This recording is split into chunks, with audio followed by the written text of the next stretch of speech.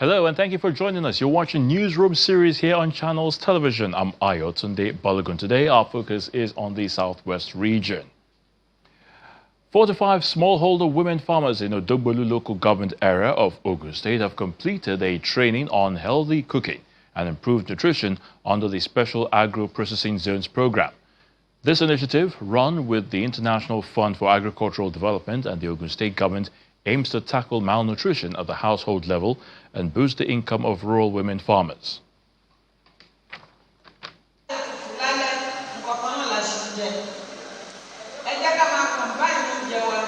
The women under the SAPS Women for Improved Nutrition program are taken through practical ways of preparing healthy and nutritious meals using locally available farm produce. Odogbolu local government area hosts the one-day training, which focuses on safe food handling, balanced diet, and healthier cooking methods. The goal is to improve household nutrition, reduce the risk of non-communicable diseases, and give women more energy for productive farm work. In the correct manner, that they will not waste the nutrients in the food produce they are cooking. And that we assist them to increase their health. It will give them an immunity against disease.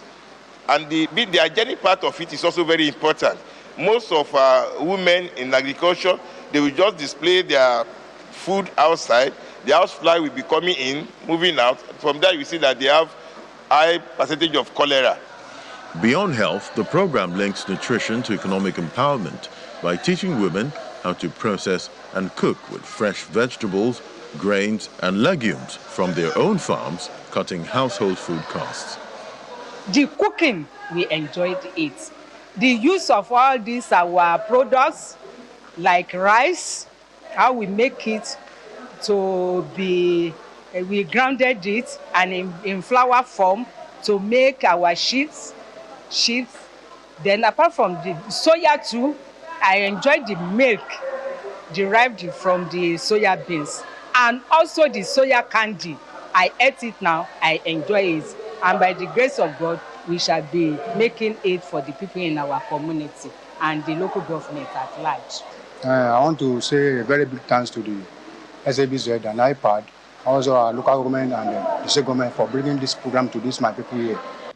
Speaking on the sidelines of this training, the Rural Association Development Officer, Anthony Adedotun, says these smallholder farmers will also be empowered with modern farm equipment to improve production. We are going to give them machinery because we don't want them to be using their cutlass and hoes. We want to give them machinery. And the machineries they have been supplied. Some of it have been supplied. They are going to collect it on matching grant basis. The farmers will pay 30%, while the program will pay 70%. For these women, the training is more than cooking lessons. It's a step towards healthier homes, stronger farms, and new income opportunities.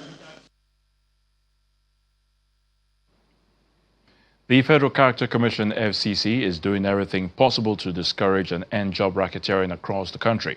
This step is to ensure that those deserving get jobs without fear or favor in national interest.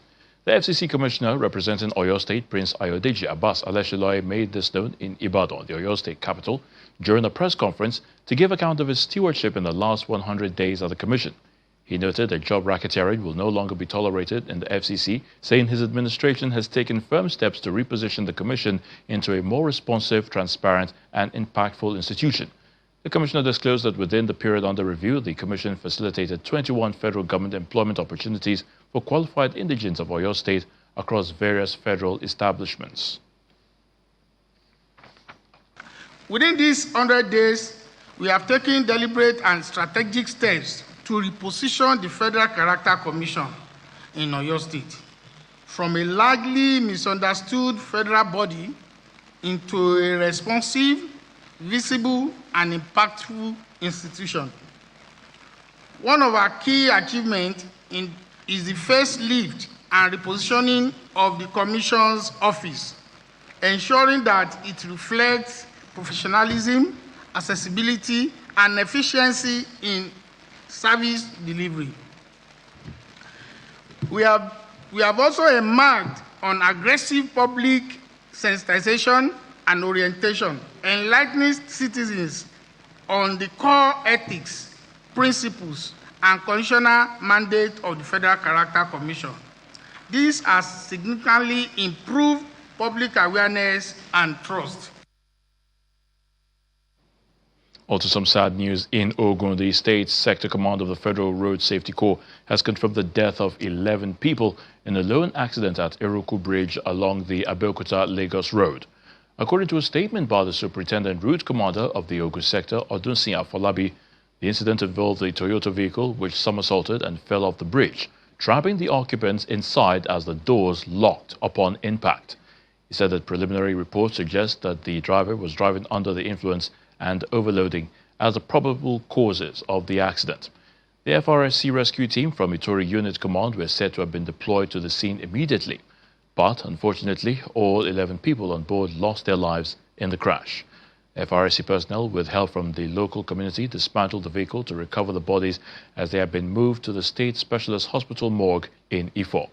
FRSC Sector Commander Oludare Ogunjobi has already advised travelers on the Abeokuta-Lagos route to exercise caution, especially when driving at night.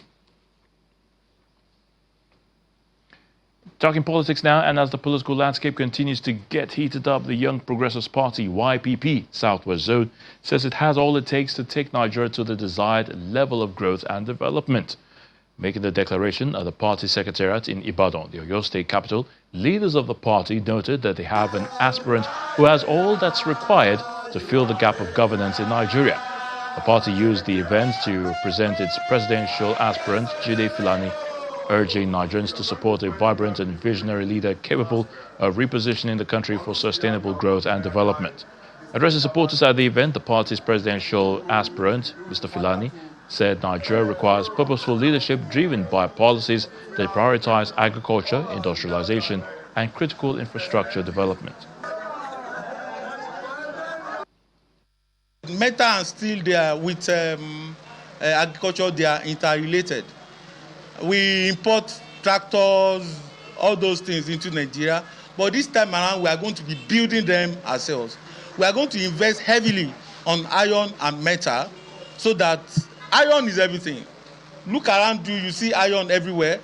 And on our way to industrialization, which we believe we can achieve within the next 10 years, iron and steel is one of the most important aspects of attaining such industrialization. Agriculture in Nigeria has 84 million hectares of land, arable land. We don't have any reason to be hungry in Nigeria at all. We are going to cultivate 60% of those immediately we resume office. And we are going to grow grains for people. Nobody will be hungry in Nigeria.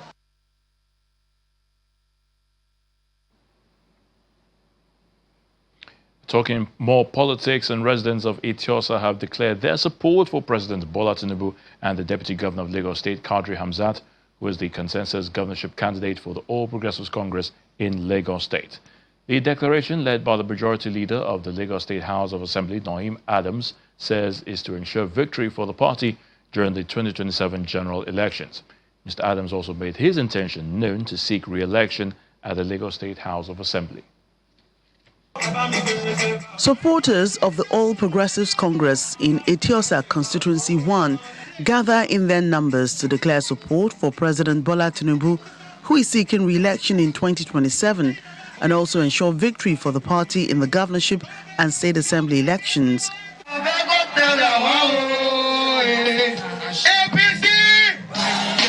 The gathering along the coastal road corridor in Victoria Island, Lagos, draws traditional rulers, members of the Governance Advisory Council, community leaders and party faithful, who say their decision is based on what they describe as continued leadership and development under the party.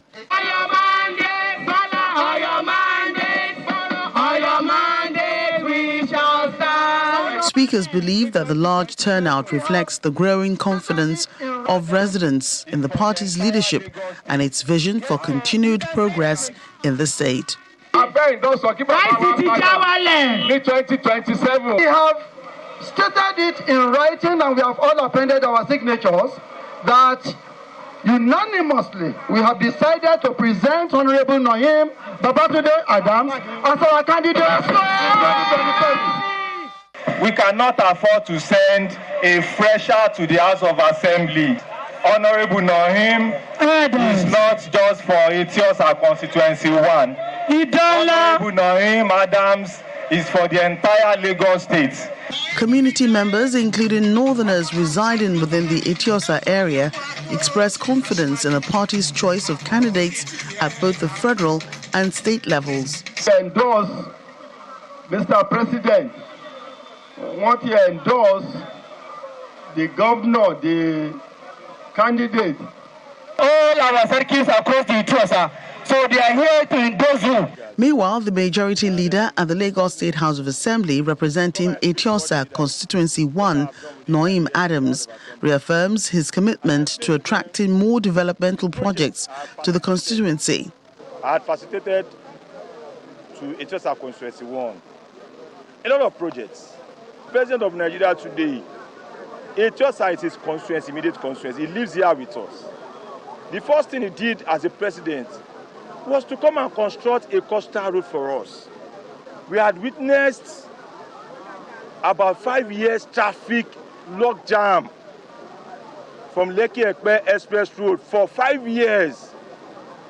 Today I can report to you officially from the resident, not for me alone.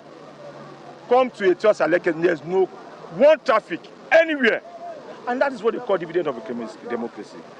The governor has attended so many of our cries and our challenges in the state today.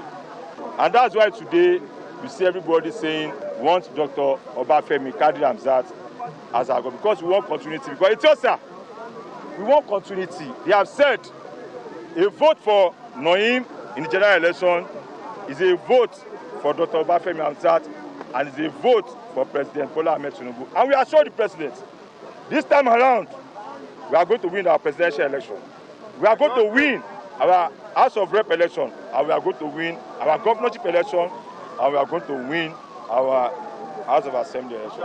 Party leaders and supporters say this marks the beginning of a renewed political mobilization aimed at strengthening the party's structure and consolidating its support base across the Etiosa area.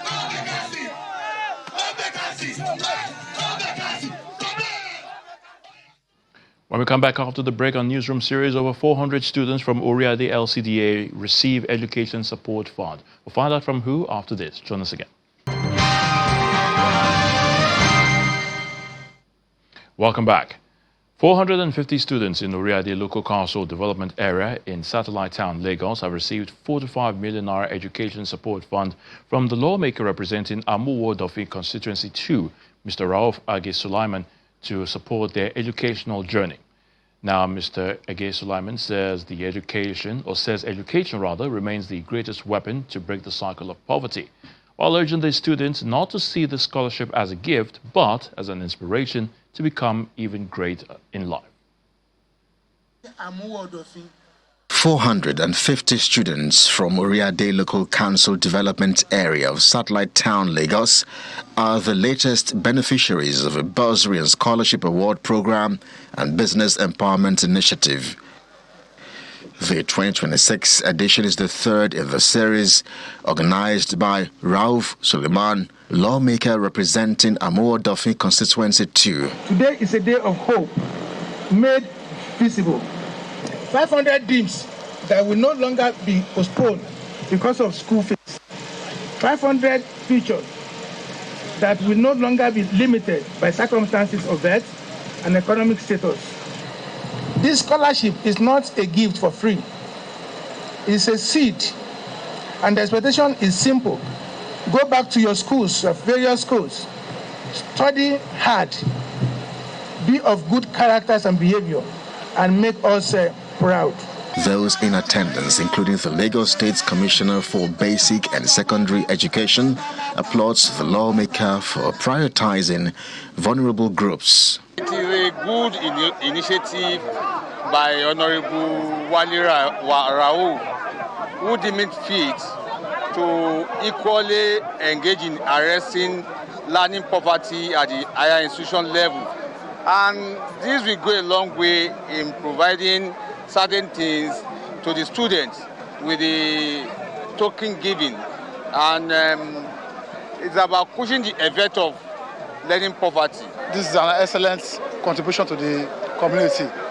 Honorable Rauf Agejo, this is not the first time he has been doing this, and I will so much recommend him for the third time agenda. The students, vulnerable groups, are to receive a total sum of 65 million naira. I do not only feel grateful, I feel surprised, I feel encouraged also. And it's one of those things I've always envisioned happening in the life of youth. And I personally want to say thank you. This sum of 45 million naira will go a long way in my academics, especially in basic practicals that we'll be doing consistently. And I really appreciate this. It means a lot. It will go a very long way in my academics and all, because I have a lot of expenses and projects and presentations and all. It will go a very long way, and I'm indeed very grateful. Supporting students and businesses is a gesture the lawmaker intends to sustain. Giving as much as over 600 beneficiaries, that kind of support is worthwhile. In fact, it's not even enough. I still want to do more. And by the grace of God, by next year, I will still repeat it. He urges the beneficiaries to see the support as a push to help them become greater in life and foster financial independence. Stakeholders in education, including administrators, scholars from Nigeria and the United Kingdom, have advocated for the urgent need for reforms and constructive engagement in the sector.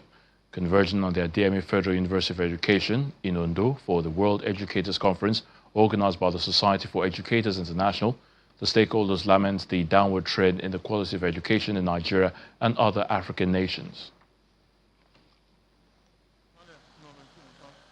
Adeyemi Federal University of Education in Ondo State is driving reforms by hosting prominent scholars and policymakers at its 2026 International Conference, which aims to tackle challenges in the sector. AFWED's maiden conference seeks to explore the emerging perspectives and practices in the nation's education sector.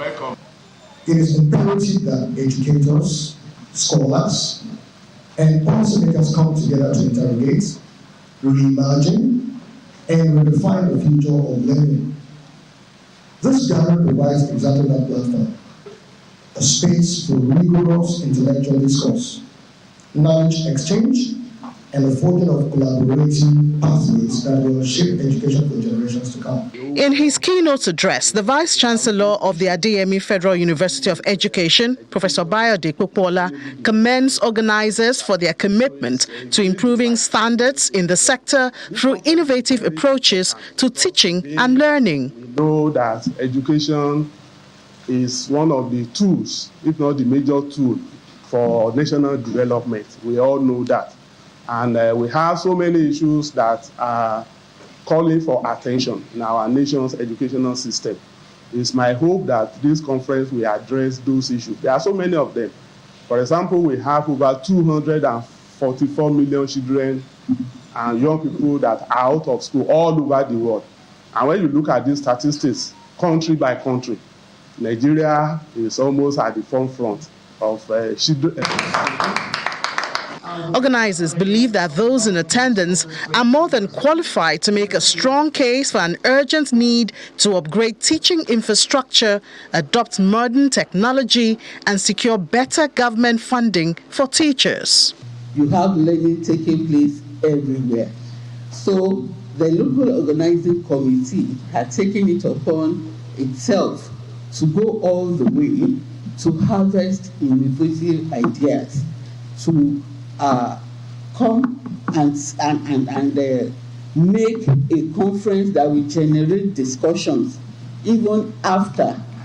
Participants reaffirmed their commitment to transforming the sector through collaboration, innovation, and forward-thinking policies.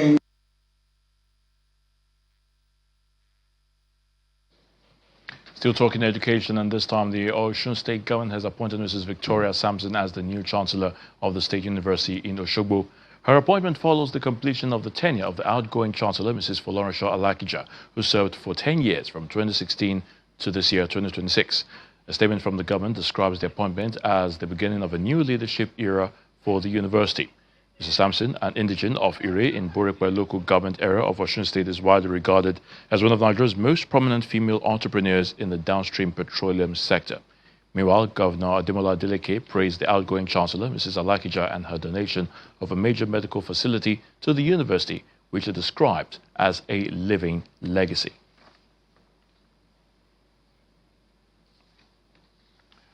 Now, the Nigeria Police has detained a police sergeant attached to the Ikwale Ekiti division in Ekiti State after a viral video showed him behaving erratically while dressed in police camouflage uniform. Now, the disturbing footage, which circulated widely on social media over the weekend, showed the officer acting irrationally in public, with many social media users alleging that he was under the influence of an illicit substance.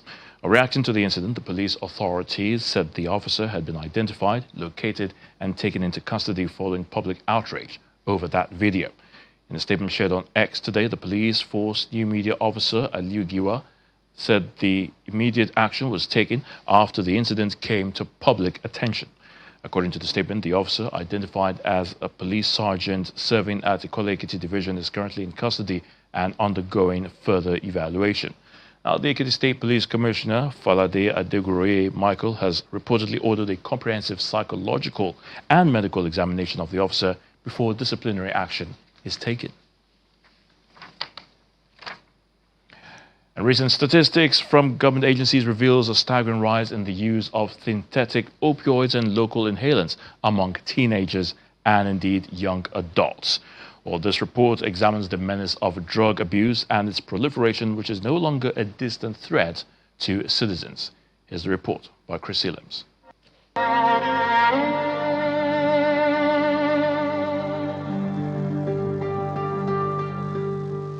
Daylight or under the cover of darkness, the statistics paint a grim picture across Nigeria. The plague of substance abuse is no longer a peripheral issue. It is a shadow lengthening over the country, silently eroding the potential of a generation.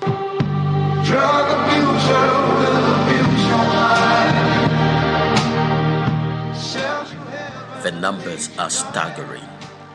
While the 2018 UNODC report first sounded the alarm with a 14.4% prevalence rate, nearly triple the global average, current projections suggest the crisis has only degenerated. When you do adverts that promote it, when people that they call them celebrities, but they publicly promote substance use, and you can imagine the effect of this on the youth. Mental health experts argue that the traditional safety nets, family and society, are lagging behind. The stigma of addiction often traps a victim in a cycle of silence until it is far too late to intervene. Most of my patients in Yaba Psychiatry will tell you that they started from their homes. When that guest comes to your house and you go and bring that exotic drink, so you're associating that exotic alcoholic drink with status. And your son is a big man too, so he feels he should drink it to feel like a big person. The menu of distraction is diverse, from locally cultivated cannabis to high-potency synthetic strains imported under guises like Loud and Colorado. Law enforcement agencies like the NDLEA have intensified their crackdown on notorious dark sports. One such flashpoint is Jejelaye Street in Ajegunle, Lagos. Go to any street, even with the street I'm residing before I came down at Tolu side. If you go to the canal side, you will see those boys there gathering there, smoking Indian, smoking. They just look for somewhere just to hide themselves and do their business. The proximity is chilling. Our cameras captured a primary school just a stone's throw from a known drug hub. Here, education and addiction exist in a dangerous daily embrace. So I'll be fighting those boys seriously.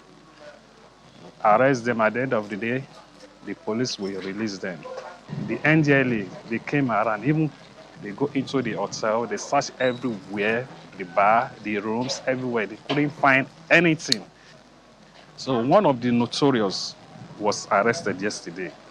But the threat is migrating. It's no longer confined to the trenches. Drug labs are now springing up in quite upscale residential estates. If you see within your neighborhood that greens are dying or are turning yellow, are turning dry, then you have a reason to suspect.